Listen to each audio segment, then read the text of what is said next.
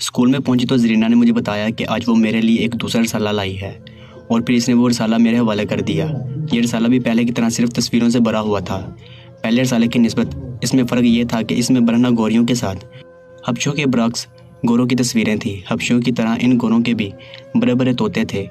मैंने और आशी ने ये रसाला पहले तफरीह फिर खाली पीरियड में देखा और इस रसाले को देखकर मुझसे ज़्यादा आशी बहुत गर्म हो गई थी। गर्म तो मैं भी हो गई थी, लेकिन मुझ पर इस दर्जे की गर्मी ना चढ़ सकी थी कि जितनी गर्मी आशी को चढ़ी थी। और इसकी वजह यह थी कि अभी रात को ही मेरा बड़ा आर्गेज़म हुआ था, जबकि दूसरी तरफ आशी की गर्म होने की एक वजह मेरी सुबह वाली गर्म भरपूर दास्तान थी, जिसे मैंने खूब नमक मिर्च लगाकर उसे सुनाया था और जिसे सुनकर इसके होश उड़ गए थे और वो अपने होंठों पर जुबान फेर कर बार बार मुझसे एक एक लम्हे के बारे में तफसील पूछती रही। फिर क्या हुआ, तुमने क्या किया, आपने तितली को इसके जिस्म के किस किस हिस्से पर रगड़ा, किस जगह तितली रगड़ने का ज़्यादा मज़ा आया। दूसरा वो रसाला वाकई ही बड़ा शानदार था। तफरीह के बाद खाली पीरियड में जब मैं और आशी वो रसाला दूसरी दफ़ा देख रही थी तो अचानक ही आशी ने अपना मुंह मेरे कान के करीब किया और कहने लगी, सुबह मेरा कुछ करो। तो मैंने उससे कहा क्या ज़्यादा चढ़ गई है, तो वो बचाए जवाब देने के कहने लगी, मैं वाशरूम जा रही हूँ, जल्दी से तुम भी आ जाना। इसके जाते ही मैं भी उठी और इस कॉर्नर वाले वाशरूम में जाकर इसकी तितली को खूब मसला था, जिस वजह से इसकी तितली का बुखार कुछ कम हुआ है। जब इसको कुछ तसल्ली होगी तो मैं वापस आ गई। छुट्टी के वक्त रसाला वापस करते हुए जरीना ने मुझसे कहा कि वो वाला रसाला गर्म कहानियों वाला लाएगी, जिसकी स्टोरी पढ़कर तुम हैरान रह जाओगी।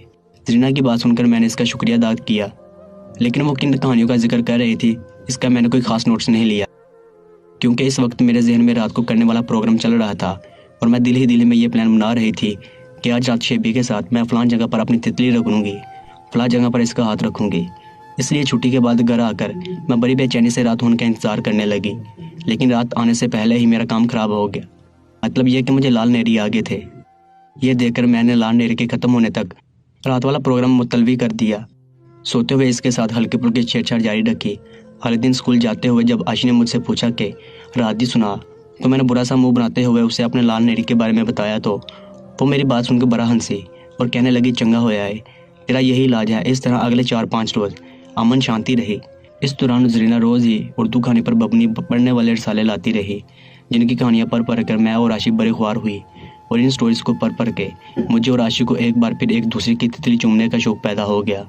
लेकिन मुसीबत ये हुई कि जैसे ही मेरी लाल नेरी ख़त्म हुई, आशी की शुरू हो गई और हम दोनों ठंडी आँखें बढ़ने के बावजूद मौका पर एक दूसरे के साथ मज़े लेती।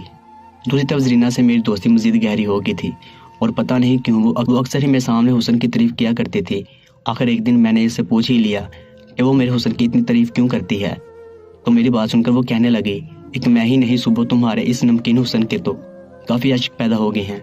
इसकी बात सुनकर मैं बड़ी हैरान हुई और इससे पूछने लगी कि आशिक और मेरा, तो वो बोली, अरे तुमको मालूम नहीं कि तुम कितनी गर्म लड़की हो। फिर इसने मेरी तरफ देखा और आंख मारकर बोली, मेरी जान तुम बहुत ही गर्म हो।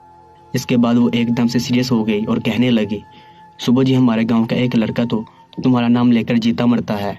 और फिर इसके बाद इसने एक लड़के की मुझसे मोहब्बत का ऐसा कुछ समा बांधा कि मैं अंदर से बाग हुई और इसी खुशी में थोड़ी सी हिचकिचाहट के बाद जरीना से बोली कि वो लड़का कौन है जो मेरी मोहब्बत में इतना पागल हुआ फिरता है। तो वो कहने लगी, है एक लड़का जिस पर तुम्हारे हुस्न का जादू चल चुका है। और मैंने उससे कहा, बता ना वो कौन है। तो वो कहने लगी, क्या फ़ायदा बताने का कि तुम ठहरी एक नेक परवीन और मजहबी किस्म की लड़की, तुमने इसे तोता तो लेना नहीं है, इसलिए इस बेचारे को अपनी आग में जलने दो। जरीना की यह बात सुनकर अंदर से मैं भी तड़प गई थी और इस लड़के का नाम जानने के लिए बेचैन हो गई, लेकिन बाजार इस तुरंत से बोली, तुम बताओ तो सही, अगर लड़का अच्छा हुआ तो मैं तोते का भी सोच लूँगी। मेरी बात सुनकर मुझे इस आशिक के बारे में बताने के बाद जरीना ने मुझे इस बात की सख्ती से ताकीद की थी कि मैं किसी तौर पर भी इस बात का जिक्र आशी से ना करूं। और मेरे पूछने पर कहने लगी, सुबह यार इतनी बोली भी ना बनो, क्या तुम्हें मालूम नहीं कि वो तुम्हारी शरीका बरादरी है और अभी तो वो तुम्हारे साथ पढ़ती है और तुम्हारे दोस्त है, लेकिन सोचो अगर कल को तुम्हारे साथ लोगों की अनबन हो सकती है तो ऐसे मौके पर शरीके वाले एक दूसरे का सारा कच्चा चिट्ठा खोल के रख देती हैं। इसलिए मेरी मानो तो इस बात का इससे जिक्र ना करो। ये बात इसने कुछ इस तरीके से समझाई कि मैंने आशी से इस बात का जिक्र ना करने की ठान ली। इधर दिन ब दिन जरीना से मेरी कुर्बत को देखकर आशी ने भी एक दोस्त बना ली थी, लेकिन इसके बावजूद हम दोनों इकट्ठे ही स्कूल आती जाती थी और मौका पर एक दूसरे के साथ मज़े भी लेती थी। और अब तो हमने एक दूसरे की तितलियाँ भी चूमना शुरू कर दी थी। चचा घरों तक हमारी दोस्ती अभी तक वैसी की वैसी थी, लेकिन स्कूल में आकर हम दोनों अलग अलग हो जाती थी और सारा दिन अपने अपने दोस्तों के साथ मगन रहती थी। मज़े की बात यह है कि अभी तक आपस में हमने इस तब्दीली के बारे में एक दूसरे के साथ कोई डिस्कस नहीं की थी। ऐसा लग रहा था कि हम दोनों ने एक खामोशी के तहत इस तब्दीली को कबूल कर लिया था और अब हम दोनों ही अपनी अपनी कंपनियों में खुश थे। इस आशिकी के साथ साथ शेबी के साथ मेरा रात का प्रोग्राम भी जारी था। जीना ने जिस लड़के को मेरा आशिक बनाया था, जिसका नाम अजहर था, वो एक बड़े हुए जिस्म का मालिक था। और जिस दिन से मैंने जरीना को अजहर के बारे में थोड़ी आमदगी जाहिर की थी, जिससे अगले दिन से अजहर रोज ही छुट्टी के वक्त मुझे अपनी शक्ल दिखाता था। वो यूं कि अक्सर ही छुट्टी के वक्त वो हमारे रास्ते में कहीं ना कहीं खड़ा होता था और इस बात का सिर्फ मुझे पता था कि वो मेरे लिए खड़ा है।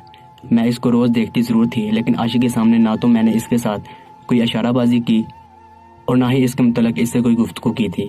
और मजे की बात यह है कि अजहर कभी एक मखसूस जगह पर नहीं खड़ा होता था, बल्कि मेरे कहने पर वो रोज जगह बदल बदल कर हमारे घर के रास्ते में कहीं ना कहीं खड़ा मिल जाता था। मैं और आशिक बड़े नॉर्मल तरीके से इसके पास से गुजर जाती थी। ना मैं इसे कुछ कहती और ना ही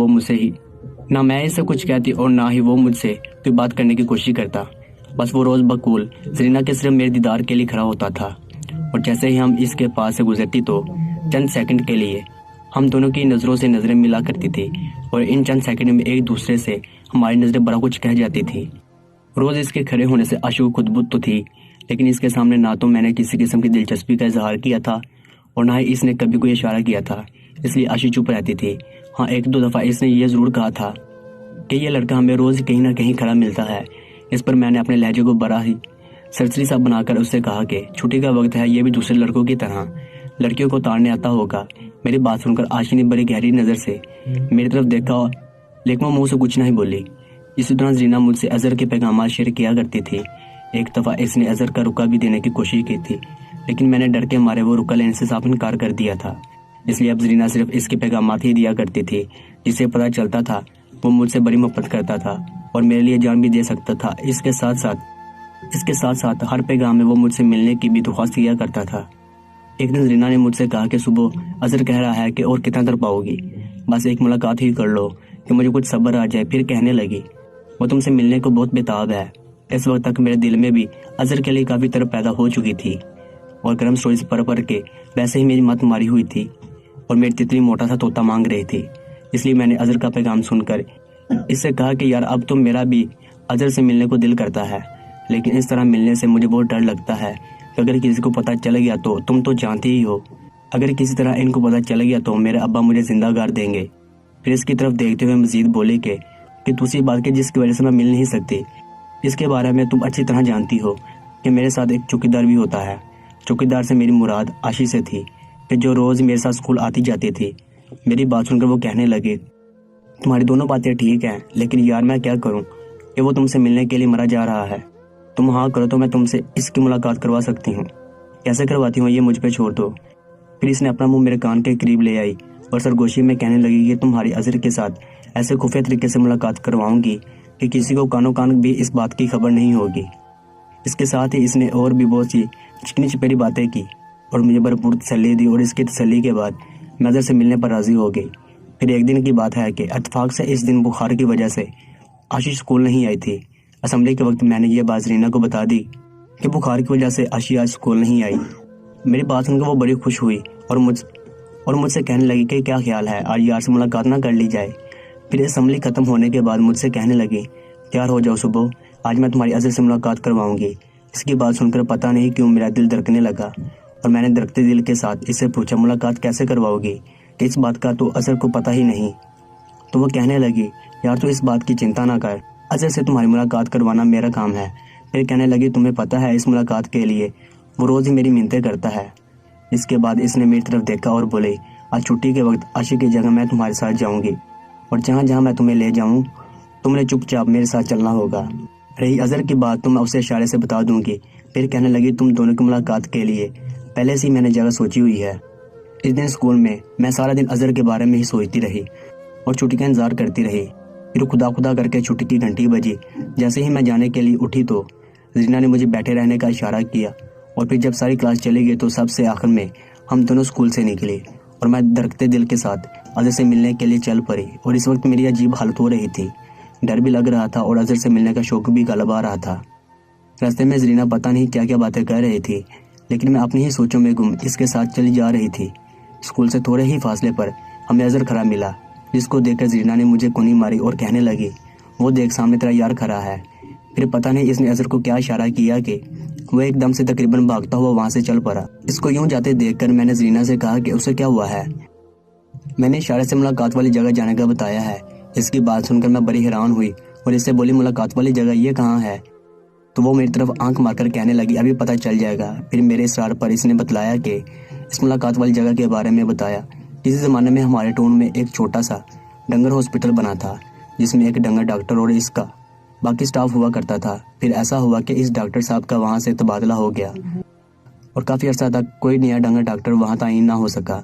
फिर हमारे पास के एक गाँव के लड़के ने, जो कि नया नया मिलिट्री डॉक्टर जैसे हम डंगर डॉक्टर कहते हैं, इसने अपना ट्रांसफ़र वहाँ करवा लिया। लेकिन बजाय हमारे कस्बे में आने के इसने अपने गांव में ये काम शुरू कर दिया और सारी दवाइयाँ वगैरह अपने यहाँ ले गया। इस तरह जब सारा सामान वहाँ शिफ्ट हो गया तो बाकी स्टाफ भी वहाँ चला गया।